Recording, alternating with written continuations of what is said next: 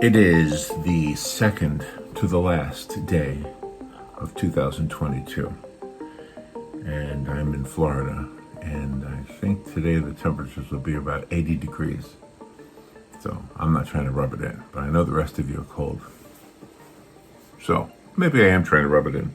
I just want to show you something.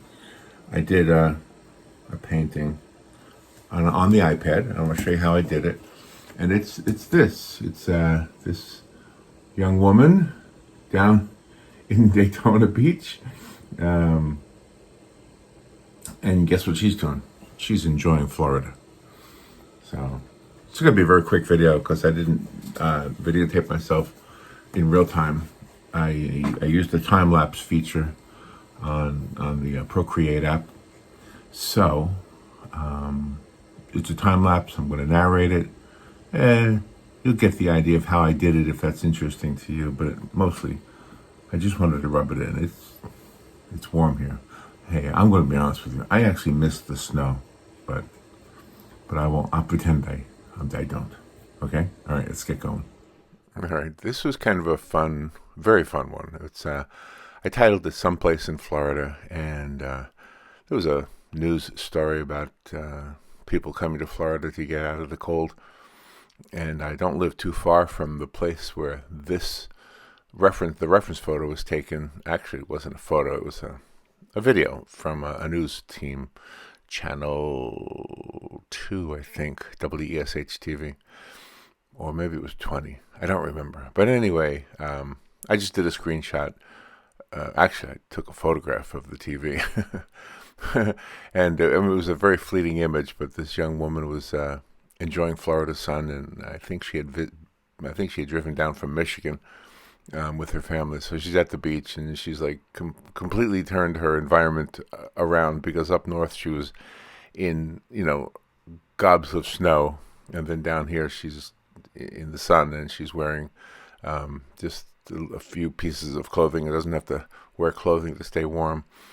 What really attracted me to this particular picture was her sunglasses, to be honest. I just love the way the sun and the sea, the sky and the sea were reflected in her sunglasses. And so that was kind of the starting point for me. What I did here, just so you know, I'm using the Procreate app on an iPad Pro, and I'm only using the turpentine brush, which I like using because to me it emulates the look of oil paint. And also, if you notice in my style, now I have evolved so much in the course of my life as an artist, and when I was much younger, or maybe just younger, maybe the word much isn't necessary, but when I was younger, I used to attempt to make art look like photographs. I mean, every little detail. And I soon learned that we have cameras for that, and art should look like art. And yet I still tend to go in that direction, and that explains why, if you look at my art small, like on a phone, or from a distance, like across the room, you won't really notice all the brush strokes. However, if you look at it large or up close, you will definitely see the brush strokes. So maybe what I'll do is I'll show you that in a little bit. But the main thing I wanted to do with this little video was just to show you how I did this, and let's see, I did this in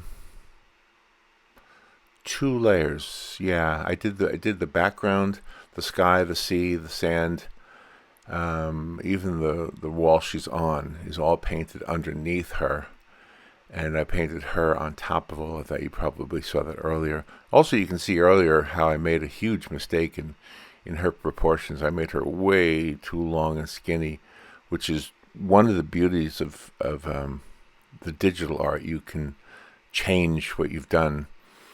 With traditional art, the only way to do that is to either throw the paper away and do it over again, or if you're using canvas and paint, to paint over it. You basically to do it over. The solution to that in traditional art, though, is not to paint it over, but to get it right in the sketch. Make sure the sketch is what's done right. And anyway, so here is the painting. And I think what I want to do is I want to show you I'm just going to scroll through some of the close-up areas of this painting, if I can do that. So let me see how I can figure out how to do that. All right, give me a sec. I'll be right back. All right, well, Ken Burns' effect to the rescue. Let me show you. So here I am zooming in on her face, and you can clearly see the brush strokes. Her lips are light and dark so that it creates the illusion of sunlight hitting her, and you see how brush strokey it is, how you can see the brush strokes. It is an intentional thing on my part to use the oil brush, the turpentine brush. Look at the people on the beach. They're not even people. They're just little tiny marks. And you can see her shoulder. You can see kind of a sharp edge on her shoulder. That's because I used an eraser, a paint eraser, a digital paint eraser. But see how her arm, it's basically a couple of brush strokes. And you can do this on traditional paint just as much as you can do it on digital paint if you're interested. I know a lot of you want to stick with the tried and true look like a photograph approach. But from a distance, and here you go, here's the painting again from a distance, so to speak.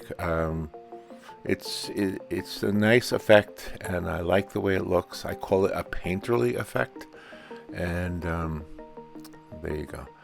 If you're interested in the iPad or the Procreate, I'll put some links in the description down below. Thank you for watching. Subscribe, like, and I'll talk to you later.